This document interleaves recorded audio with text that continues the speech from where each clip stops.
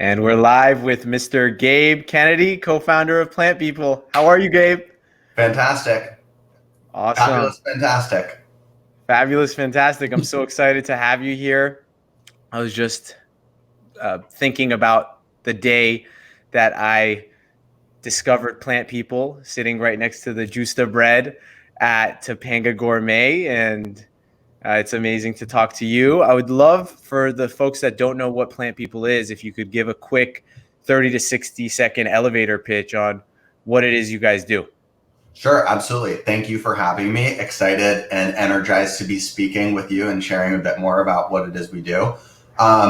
In short, we exist with the intention of healing and connecting people and the planet through the power of plants. And we do that by creating effective product rooted in holistic science and kind of the intersection of plant wisdom and looking back to look forward, focusing on education, resources, and knowledge sharing for empowerment and taking ownership of our own health and wellness, and then embodying regenerative activities. How can we give back for everything that we take and some, and really work towards creating more regenerative business practices? So that's us. But yeah, at the end of the day, like, we sell products that focus on different need states and solutions, whether that is stress and anxiety, sleep, pain and inflammation, sinus pressure, early stage kind of cold support, or general immunity. We really use sort of targeted formulas that look across a variety of herbal modalities, whether it's hemp and CBD or traditional Chinese medicine, Western herbalism, Ayurveda, and find ways of kind of combining modern practices and processes and technology with all of that plant wisdom that has come before us to create products that really work and have positive customer outcomes and really be of service to our community and beyond in the process of doing that. Super cool. And are you a botanist? Are you a chef? How are you formulating these products and making them work? Yeah, I wish I was a botanist, but I'm not. The fiddle leaf fern it's doing okay.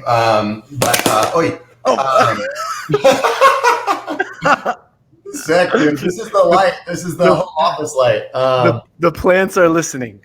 Yeah, exactly. They're like, what are you doing over there? No, so my background is actually as a chef. And so I really like to apply, a lot of the philosophies of food and kind of holistic wellness to our brand and our products. But the products specifically are formulated by practitioners and doctors. So we work with a set of alternative medicine practitioners to create and sort of soundboard when it comes to any of the herbal inclusions. And we're working with scientists and kind of cannabinoid experts when it comes to hemp. And I am, a student in it all, right? I love these things. I grew up with these modalities and mentalities in my day-to-day experience, being the product of, the son of two alternative medicine practitioners. But for me, it's just a lot about reading, learning, asking questions, staying curious, and really always asking why. Why is it that these things are working well together? And why are we staying in this modality? Why can we not look, outside of TCM and take some inspiration from these Western herbs that may be really beneficial for lung health? And does it make sense to combine them?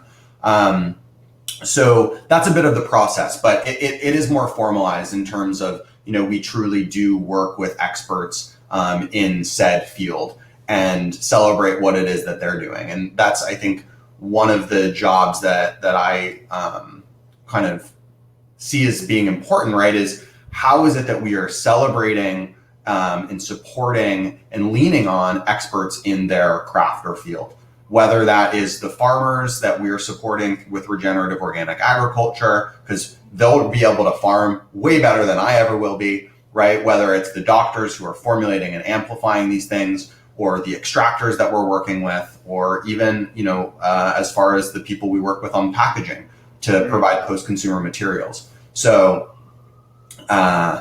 hopefully that answers the question without taking it further.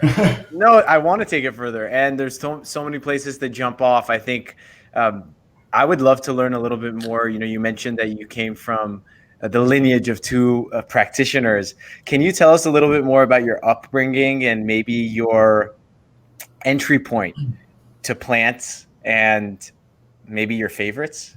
Yeah, absolutely. I think plants are so fun because they all have personalities, and they're really this like connector between the you know the outer world and the kind of the inner world. And anyways, but yeah, I grew up in Boulder, so both my parents are in alternative medicine. My mom is an acupuncturist and herbalist. My father is a chiropractor and acupuncturist, and so I have been very familiar with these plant-based and sort of holistic healing modalities, right? It was going to my parents' office and doing my homework after school for many years, and listening to the conversations that were happening, or asking questions that around the random bottles that I saw or herbs that I saw in jars. And it always really piqued my curiosity, but I really followed the modality of food, if you will. I was always really interested and connected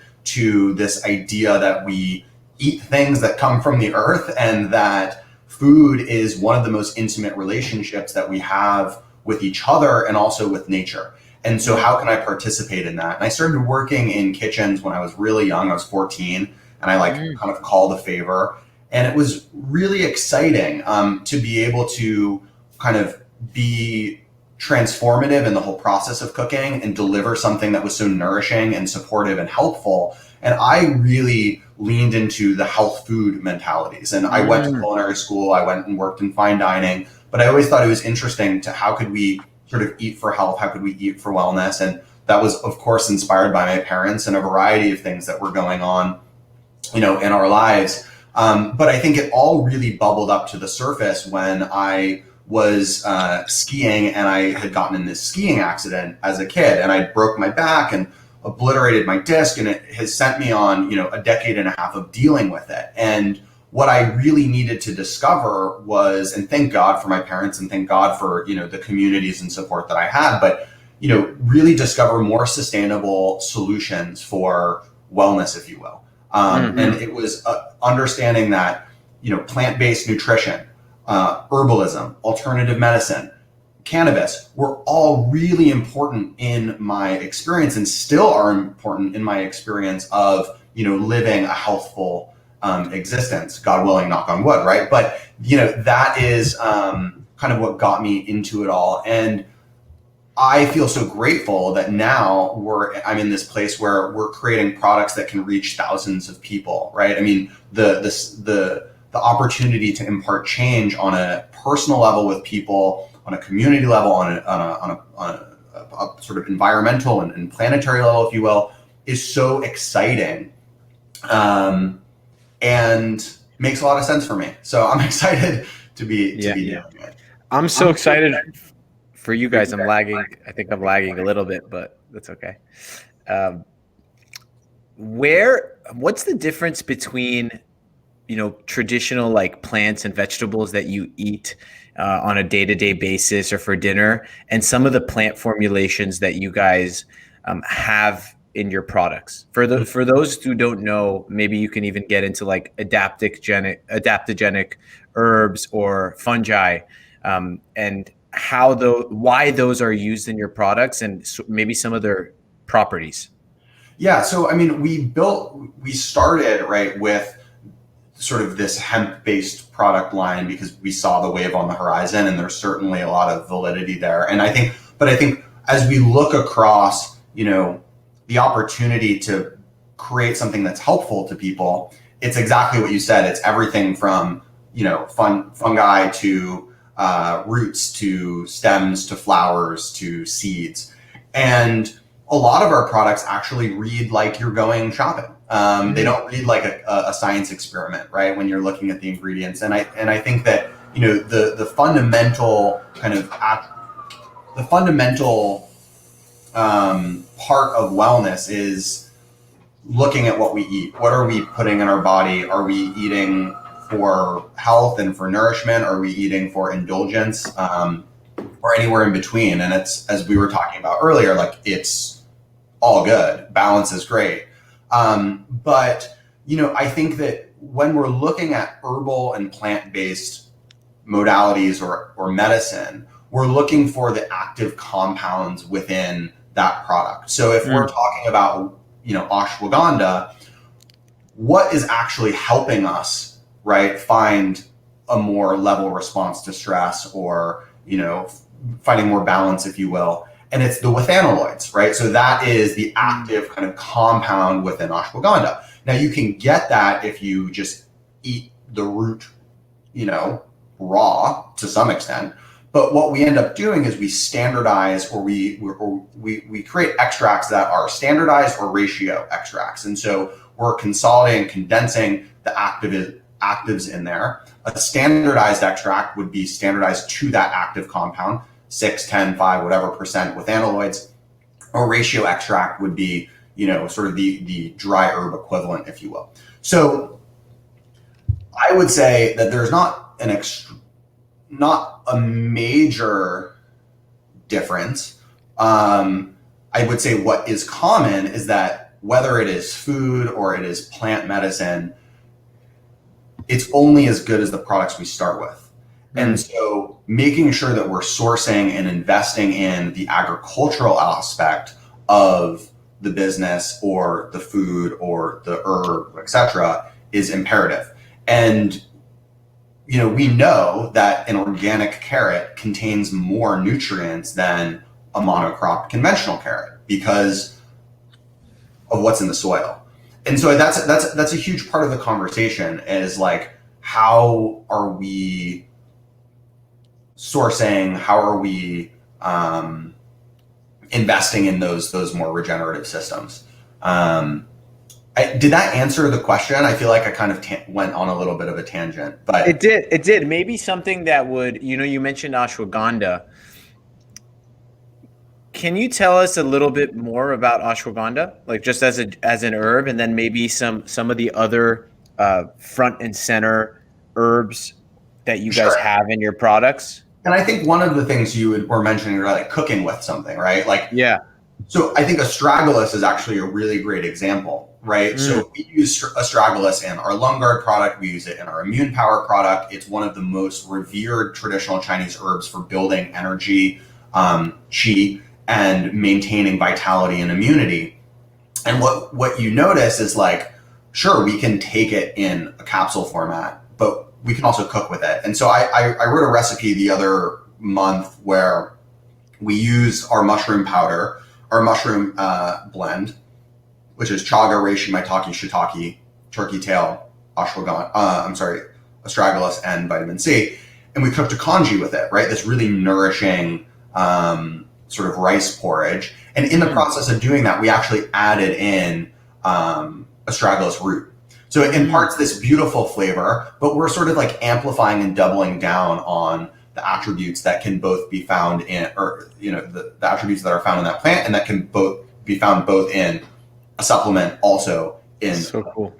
So I think that's maybe a more direct answer. Yeah. I would say that, like, a lot of these plants and roots, etc., have these normalizing attributes, and that's what we're considering an adaptogen, right? So ashwagandha is considered an adaptogen. There's a certain set of criteria that it has to adhere to, and there are, by technical standards, way less adaptogens than I think people make out to be, because a lot of things can contain sort of adaptogenic properties in that they're supporting homeostasis and kind of this normalizing function, but aren't technically meeting the definition. But I digress. I think that what's exciting about these adaptogens is that we're finding the power of plants and the compounds in plants to support our body in getting it to its natural state. And when we're out of balance, we are, like, inflamed, right? And if we're inflamed, we're in discomfort. And whether that is mentally or physically, right? Oh man, my back or my shoulder's inflamed, I want to get it back to normal, or I'm actually really on edge. My like emotional state is kind of inflamed to some extent and sensitive. These plants can kind of help us get there, and mushrooms might add. Yeah, and I think we share a background and interest in the health foods world. When I worked at a superfood company, we would direct trade maca, which is an adaptogenic root from the Andes in Peru. And I think what I heard then, and I might be completely butchering this, is something to the extent of like maca is cultivated at, I don't know, 10,000 feet above sea level, and it really endures the hottest summers and the coldest winters. So there's something about how this plant is living on its own in the wild that then we ingest that plant, and it helps us adapt or cope with stress. It's not going to like just relieve all your anxiety, but it can help you individually deal with the lowest lows and the highest highs. And I think what's cool about some adaptogens is you can take them before bed and they can help you sleep and they can de-stress you. And then you can also take them in the morning, but they won't put you to sleep. They'll actually be there to like sort of support your day. And that's what personally got me curious and interested in this whole world, is that the versatility of some of these plants. Yeah, I totally agree. I mean, I think like I always equate it to our thermostat, right? Like if we're set at 72 and the room is at 72, we're all good. We may not actually feel these things in a super pronounced way, but if all of a sudden, it's freezing out there, the thermostat will kick on and bring us back to 72. And if it's too hot, hopefully it'll kind of cool us off and bring us back to that temperature. So yes, yes, yeah. and yes. And how did you find yourself leaving a, nature infused environment like Colorado or Boulder and heading, you headed to the concrete jungle? Yeah, it's kind of sick, isn't it? It kind of is, yeah. I don't know if you wish that you were back there or you plan on going back, but was it the culinary curiosity that led you to New York, and how do you continue to take care of yourself sort of like in an environment where you're not as surrounded by nature and plants? Yeah, well, I think before I go back to Colorado, I may be your neighbor in Topanga. Please come over. Yeah, and what got me here in the first place was like I graduated high school and I wanted to go to culinary school. So I went to the CIA, the Culinary Institute of America. I pretty quickly realized that I wanted to do more, but kind of in the world of hospitality and the service industry. And so I went to Cornell, to the hotel school, also in New York. And having lived in New York State, but never New York City for 4 or 5 years, really, it just felt like an organic and natural kind of part of my journey to come down here. And I started working for a restaurant consulting group when I graduated, and a whole series of events. Yeah. But that was really what it was. It was food. It was being kind of in this environment, being surrounded by like the pulse of this of a place like New York City. And I think that it has, been, it always is a challenge to maintain the connection to nature, connection to oneself, all the kind of like important stuff, at least in my eyes, when you're living in a city like this. I have a pretty simple checklist of things that I try to do every day. Mm-hmm. And what I realized pretty early is that if I could check these things off my list, I already feel accomplished. Like the rest is all, a cherry on top. And those things are, taking care of my mind. So making sure that I'm getting some sort of meditation and that could be complete silence. It could be listening to a guided meditation. It could be going on a walk and like thinking in my own kind of way, moving my body. So whether that's like stretching or working on my core or actually going on a jog or a run. I don't really go to the gym these days because of everything going on, but that's important. So mind, body. I gotta have a great meal. I gotta like nourish myself in this sensorial way because I'm a food guy. I like to listen to a great piece of music. And I think that that's something that I can easily forget, but it's like, oh man, let me turn on some music, and it totally changes my day. And then the last is get a little sunshine on my face and make sure that I can, at least for 5 minutes, like just kind of feel the sun. I love that. And then I'm good. So yeah, mind, body, food, music, and sun. And so if I can do those things, I'm like, I'm set. And that's kind of been my little safe space. My friends and I have a little song, or have like a running joke. We even have a group chat that's sun in the face. That's it. And we even made a song, sun in the face. And you can go outside, get some sun right in the face. I don't think my girlfriend, who's in the dermatology world, would agree. She's like, go put out your sunscreen, but put on the SPF. but yeah, I love how you do those things. I think something that I would add in there for myself that I've noticed is just having a little bit of time to like find flow or some sort of rhythm, and that can connect to movement, whether it's like a little bit of dancing or a little bit of singing. I think it can be really powerful to kind of just let your constant thought machine tone it down for a second and just kind of being completely present, whether that's through meditation or anything else. I love that. What would you say, Gabe, is the most out there thing that you do to take care of yourself and stay healthy and well? That's a good question. I don't know if many of the things I do are like all that out there. Well, I guess that's all relative. Yeah. I don't,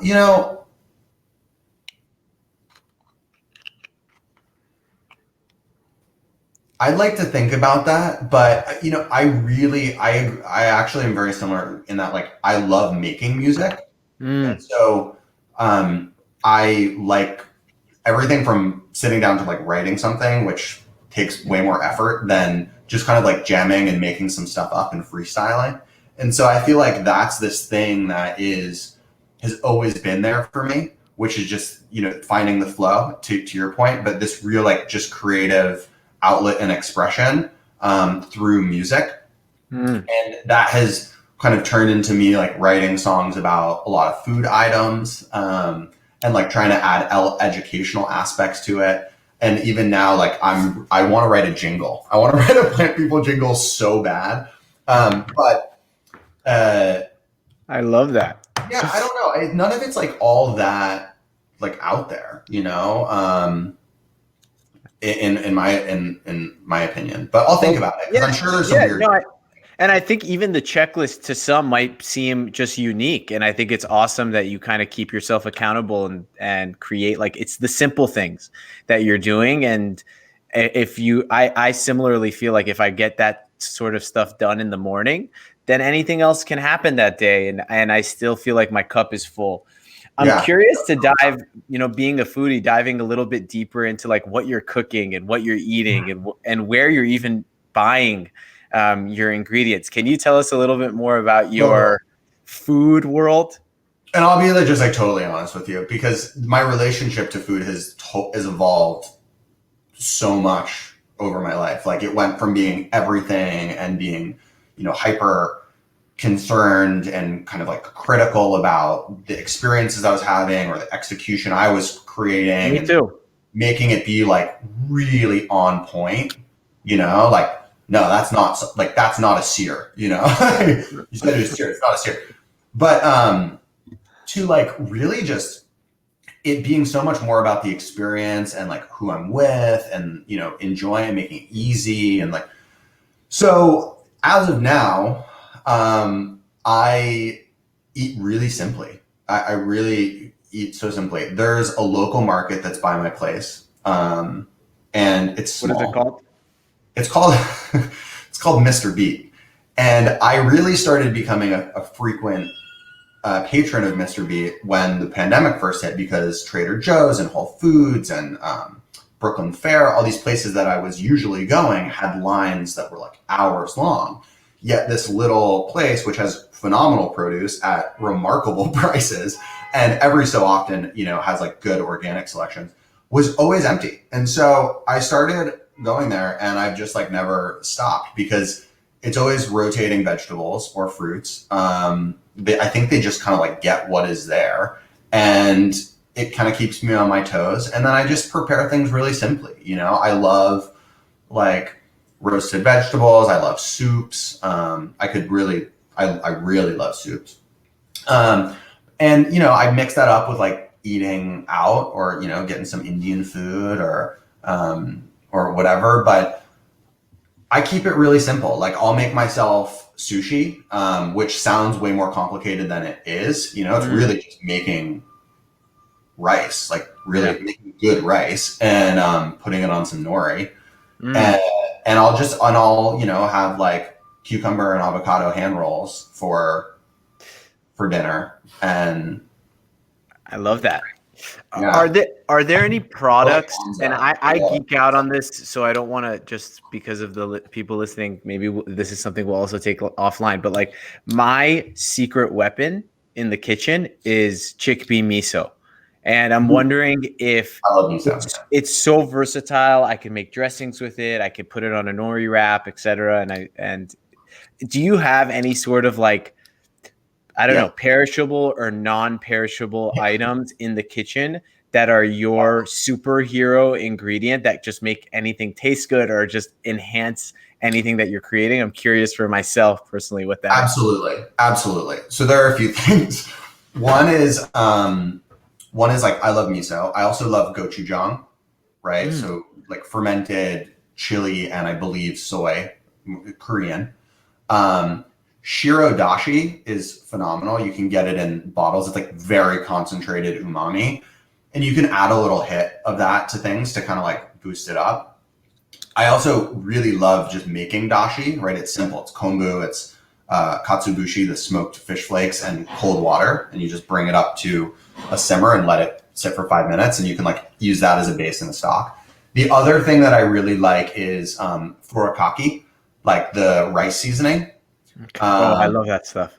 So good. I mean, like I could just eat rice and furikake and like be solid. And that's kind of it. I mean, I also make a lot of stuff with kind of these classic combinations of just like soy sauce, sesame oil, maybe a little bit of something sweet, whether it's just sugar or honey, and some mirin or rice wine vinegar. And like, it's always a delight. So I clearly lean into a particular kind of cuisine. But yeah, I mean, those are my go-tos. And tahini, I really get down. I love tahini. I love tahini. Whether it's dressings or it's so good.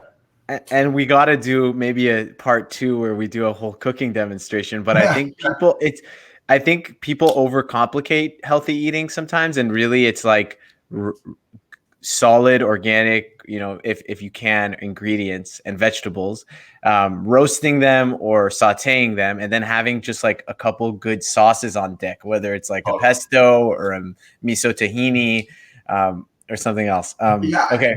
I totally agree. So for me, here's the key. It's like, if you have the means and the access to eat local, seasonal, organic, that's like gold standard as far as health and environment. Not everyone has the privilege of doing so. So, there's the caveat, but when you have really great vegetables, meat, fish, whatever, they don't really require much, right? Like a little bit of lemon, a little bit of salt, some olive oil. And it's like all you really need. And I think that as I've like grown too, the appreciation that I have for like the nuance and the subtlety of food is exciting. Like I would prefer to just experience the subtlety of those ingredients rather than create this intensely flavorful, objectively delicious thing, but like it kind of slaps you across the face with flavor, versus kind of having to like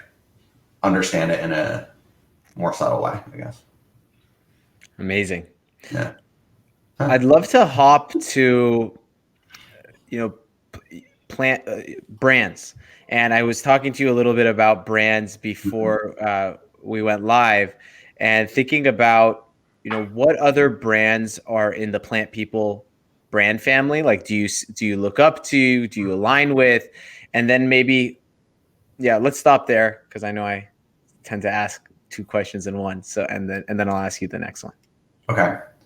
So I think that the brands I'll speak personally. Like, Yeah. I really love legacy brands. I think that they may not be as sexy, they may not be as like hip and cool, but I think they're just there's something really cool to me about like the humility of a brand like that. And it's kind of what I take inspiration in. And the brands that Can I you give a couple examples? yeah, so like I think that Patagonia is like, the North Star for something like that.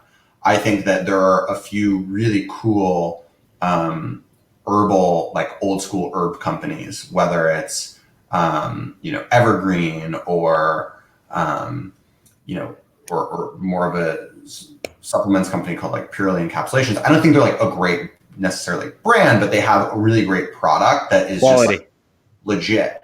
I think that there are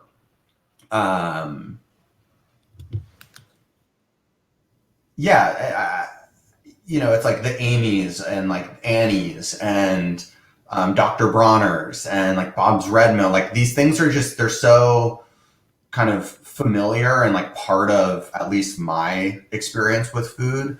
And it's, yeah, so those are a few. I'm trying to think Great. of. No, that's great. But Yeah, I I think feel like in the brand family of plant people, we have like, there is the more direct kind of, I don't want to say competitors, but like similar category, whether it's, Prima or Gaia Herbs, and then there's, or Seed or, Parsley Health or, you name it. Like there's a lot of these like wellness companies that are emerging. And I think what's great is that there are so many companies doing really great stuff. There's no shortage of great brands. There's also no shortage of not so great brands. yeah. And fortunately, I think we're surrounded with, some pretty great colleagues and also great companies that we can aspire to be more like. Beautiful. And thinking about the future of plant people and the future of plants in general, and the food and health food space, what are you most excited about? I mean, I'm excited about. I'm excited about a lot of things, but I think from from a plant people perspective, moving out of this hemp category has been so exciting for me. It's something that I've always wanted to do and have advocated for. Just doing it at the right time was important. And so I'm really excited to explore, more of these need states and really try to build products that are, a little bit more experiential, if you will, like not necessarily just a capsule, but we just rolled out with a functional mushroom hot chocolate with Raka chocolate. And, Cool. doing things like that I find to be really exciting. It's a little bit of my culinary sprinkle in there, right? We have this delicious hot chocolate that's, raw cacao and cocoa butter and coconut milk powder and a little bit of coconut sugar, but really not sweet at all, mixed with, all of these performance mushrooms. And it's just a delightful experience. So I'm excited to continue to explore kind of the intersection of functional foods and supplements and how those things interact with each other, and continue to go and explore, need states, whether that's mood or sleep or pain. I'm so excited for you guys, and love the work you're doing, and excited about the future of this stuff. And I think one of the cool things is like the relationship that you have to your customers, but also the relationship that you're going to have to your suppliers and farmers, and whether they're local, whether they're abroad. I think I kind of look forward to the day where I'm maybe a plant traveler like yourself. I mean, that's the dream, right? That's Yeah, like being a plant hunter, if you will, yeah, going out. yeah, like the Anthony Bourdain of plants. Who's going to do Yeah, that? Um, exactly. I don't know if you've come across what are they? Plant Tonics. What's the name of the company? It'll come to me right now. Um, Bill, and they used to do these amazing plant ventures at their house. I'm totally blanking. It'll come up. It'll come to you. Yeah, but I looked at him and I was like, this guy's gonna get a Netflix deal. He's like the Yeah, Anthony Bourdain or the that's Bill Nye it. Science guy of plants. Anything else, Gabe, that you'd like to mention or share with our community at JOON before we sign off? I'm so grateful for your time. Yeah, I mean, I think like we thrive or we grow from listening and having conversations. So I would just encourage anyone to reach out to us or to me personally. My email is gabe@plantpeople.co, not com, co, and have a conversation around either the products that we have and how it could be helpful, or things that you are looking to get in your wellness routine that aren't out there, or finding ways that we can improve as a business, whether it's our packaging solutions to a farmer that who's growing really cool stuff, or a unique product or formulation that you stumbled upon. Like I love having those conversations, and I love hearing what people are thinking and up to, and how they're relating to themselves and the world around. So that would be kind of what I would that would be an ask, like please reach out. That's always exciting for us. And to also just check out what it is that we're doing. We're really trying to build a business with a lot of intention and a lot of integrity, and think about how we're showing up in the big picture of things. And the way that we improve is by listening. So check it out, and see what happens. And we're always here to answer questions, whether it has to do with our product or the industry in general. So happy to be a resource. And I peeped your Instagram. You're doing some cool stuff there. So if folks want some like culinary and beautiful inspiration, nature inspiration, check out Gabe Kennedy's Instagram. And I look forward to sharing a meal together soon in Topanga or in Brooklyn or wherever else, on some farm somewhere. And thank you again. Excited for people to learn about you and the work you're doing. Thanks. I appreciate it. Thanks for having me. Perfect.